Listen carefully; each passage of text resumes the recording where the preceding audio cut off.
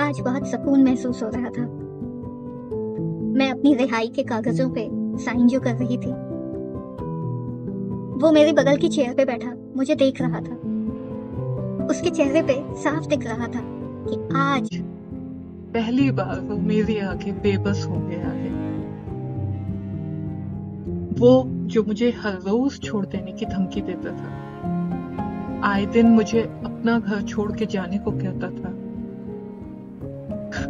आज जब मैं सच में वो कर रही हूँ तो वो खुद को ठगा सा महसूस कर रहा है। गलती उसकी नहीं है। मैंने भी कभी नहीं सोचा था कि मैं ऐसा कर पाऊंगी।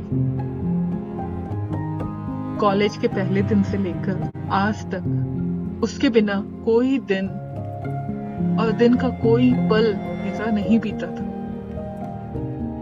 और आज मैंने उसके साथ सारे नाते ऐसे तोड़ डाले जैसे वो कभी था ही नहीं कुछ मेरे लिए। आज भी याद है कि कैसे वो मेरी जिंदगी में पहले एक हवा के मीठे झोंके के जैसे आया और फिर मेरी जिंदगी में आंधी तूफान के जैसे सब कुछ उथल पुथल करता चला गया। जाने कब मैं एक कठपुतली बनके अपनी डोर एक एक करके उसके हाथ में देती गई। अब सोचती हूँ कि कहीं ना कहीं मेरी ही गलती थी जो मैंने उसको अपना भाग्य विधाता बना दिया था। उसने भी तो वादा हमसाया बनने का किया था और वो तो एक साया बन के रह गया जो धीमे धीमे मेरे अस्तित्व को ही निगल गया।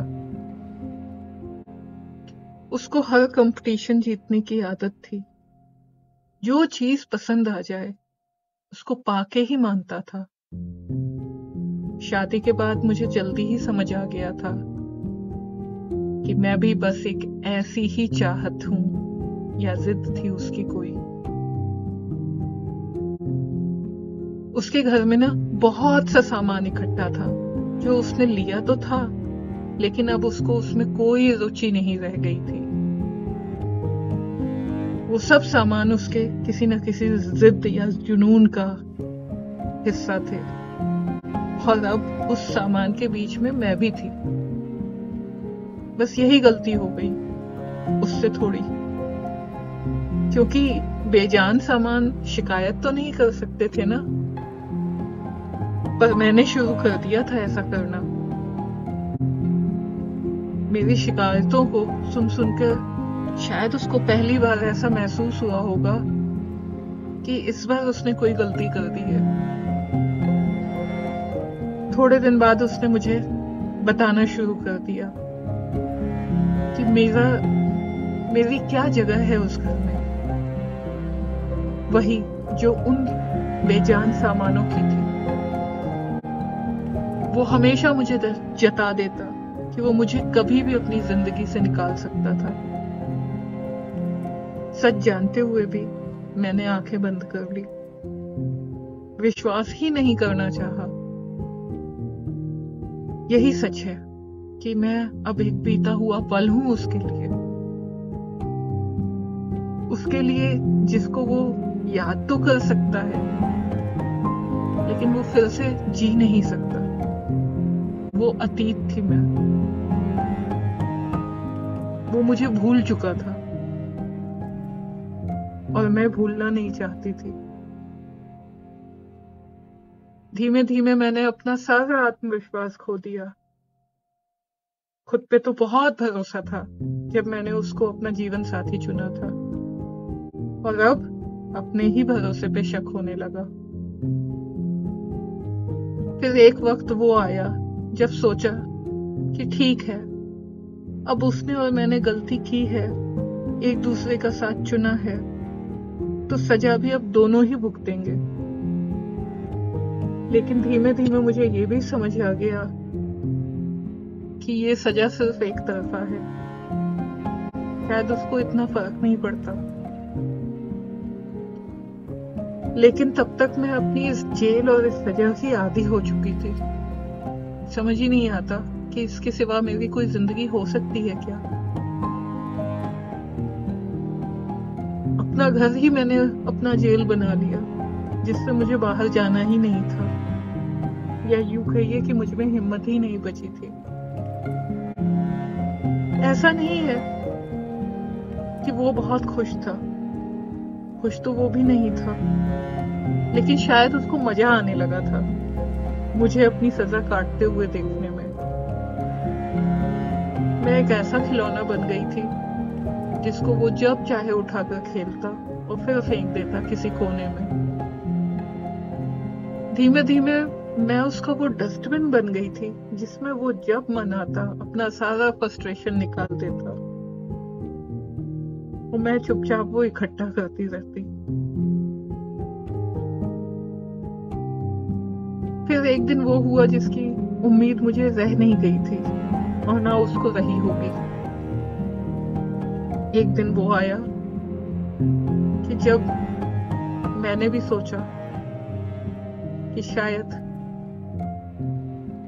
ये मेरी जिंदगी का मकसद नहीं है। ये चमत्कार हुआ कैसे? ये चमत्कार भी मुझे एक दुख देके ही हुआ। एक दिन पापा का फोन आया कि माँ के पास अब ज्यादा दिन नहीं बचे हैं। डॉक्टर ने उन्हें काफी एडवांस स्टेज का लंग कैंसर बताया था। माँ की बीमारी ने ही मुझे अंत में मजबूर कर दिया घर से निकलने को। पापा मम्मी के घर जाके महसूस हुआ कि मैं कितनी घुटन में रह रही थी उसके साथ उस घर में। माँ तो 1 महीना भी नहीं रुकी और चली गई हमेशा के लिए, लेकिन जाने से पहले उन्होंने मेरी जिंदगी मुझे वापस दे दी। उन्होंने मुझे मेरी वो डायरी वापस कर दी जिसे मैं भूल चुकी थी। माँ जानती थी मेरा हाल और इसीलिए शायद उन्होंने वो डायरी मुझे वापस दी। उस डायरी को भूलने की वजह भी माँ ही थी,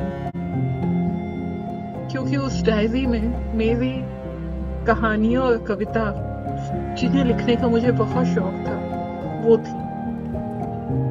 लेकिन जब भी मैं कहानियां और कविताएं लिखती तो माँ को लगता कि मैं अपना टाइम बर्बाद कर रही हूँ। वो कहती क्या मिलेगा ये सब करके। फिर एक दिन हम दोनों में बहुत बहस हुई जिसमें जीत माँ की हुई। उस दिन उन्होंने मुझसे वो डायरी ले ली और साथ ही साथ एक कसम भी कि मैं अब ये सब छोड़ दूंगी। मैं अपनी माँ से बहुत प्यार करती थी तो मैंने वही किया, छोड़ दिया। लेकिन अब तो माँ जा रही थी और अब की उन्होंने फिर मुझसे वचन लिया। इस बार उन्होंने मुझसे वचन लिया कि अब मैं वो करूं जो मैं चाहती थी करना और खुश रहूं। मैं अपनी माँ से बहुत प्यार करती थी ना, इसीलिए मैंने ये वचन भी निभाया और वही किया। धीरे धीरे मैंने अपनी जिंदगी वापस से अपनी उस डायरी के पन्नों से भरनी शुरू कर दी। हर रोज उस डायरी के सहारे अपना दिन काटने लगी। फिर एक दिन और हिम्मत जागी और अपनी कहानियों के कलेक्शन को एक पब्लिकेशन हाउस भेज दिया। और फिर मेरी डायरी के पन्ने एक किताब बनके मेरी जिंदगी में वापस जान ले आए। लेकिन ये सब उसको अच्छा नहीं लग रहा था। उसका डस्टबिन जो अब उसे नहीं मिलता था, वो बेचैन रहने लगा। उसने मुझे फिर याद दिलाया कि कितना आसान है उसके लिए मुझे अपनी जिंदगी से निकाल देना। लेकिन इस बार मैंने उसकी बात मान ली। अब तक मुझे खुद पे तरस आता था, आज मुझे उस पे तरस आने लगा। लेकिन अब मैं उस जेल में वापस नहीं जा सकती थी। पेपर साइन करने के बाद मैंने उससे ऑल द बेस्ट बोला और दिल से बोला लेकिन ये सुन के वो खुद को रोक नहीं पाया। उसने एक अंतिम कोशिश की मुझे फिर से तोड़ने की। वो बोला, तो ये सिला दिया है तुमने मेरे प्यार का, मेरे जुनून का। तुमने मुझे कभी उतना प्यार नहीं किया जितना मैंने तुम्हें किया था। मैंने तुम्हें नहीं छोड़ा, पर तुमने मुझे छोड़ दिया। ऐसा कहते समय उसके चेहरे पे साफ दिख रहा था कि उसे ऐसा लग रहा था कि मैंने उसे धोखा दे दिया है। लेकिन मुझे कुछ भी खराब नहीं लग रहा था। उसकी बात ठीक ही तो थी एक हद तक। मैंने ही उसको ये भरोसा दे दिया था कि शायद मैं कभी उसको छोड़ के नहीं जा पाऊंगी। लेकिन अब मैं काफी आगे जा चुकी थी, क्योंकि जैसा उसने कहा, उसका जुनून थी मैं, जो खत्म हो चुका था, और मेरी जिंदगी थी जो उसने खत्म कर दी थी। वो अपना जुनून